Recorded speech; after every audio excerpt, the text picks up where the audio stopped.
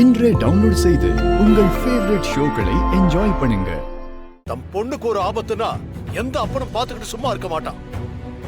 நம்ம பொண்ணுக்கு ஒண்ணுனா அதை நானும் பாத்துக்கிட்டு அமைதியா உட்கார்ந்து இருக்க முடியாது. நீ சொன்ன மாதிரி அவ மேல பாசம் இருக்கு, அது என்னைக்கும் போகாது. ஆனா இந்த அப்பா வேணான்னு சொல்லி தூக்கி எரிஞ்சிட்டு அவ கூட போயிருக்கா இல்ல. நான் ஏன் கௌரவத்தை விட்டுட்டு அவளை போய் கூப்பிடணுமா?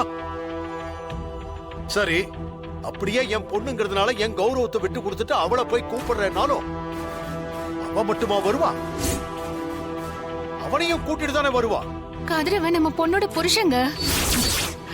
அவன் இல்லாம அவ எப்படிங்க வருவா? கதிர ரொம்ப நல்லவங்க. அத நீ நம்பு.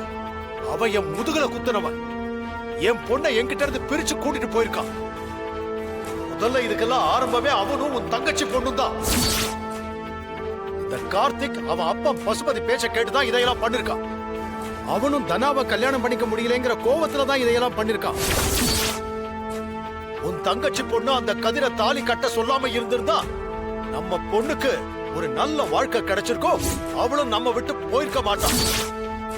அந்த கல்யாணம் நடந்திருந்தா நம்ம பொண்ணு வாழ்க்கையும் உயிரும் போயிருக்கும். அதை எப்படி உங்களுக்கு சொல்லி புரிய வைக்கிறதுன்னு எனக்கு தெரியலங்க. தனாவுக்கு ஆரம்பத்துல கதிர் பண்ணது தப்புன்னு புரிஞ்சுது. அவனை வெறுத்து ஒதுக்குனான். ஆனா அந்த கதிர் அவன் மனச மாத்திட்டான். அவ வயசுக்கு அவளுக்கு பக்குவம் இல்ல. ஆனா ஒரு நாள் அவளுக்கு அவனை பத்தி தெரியும்.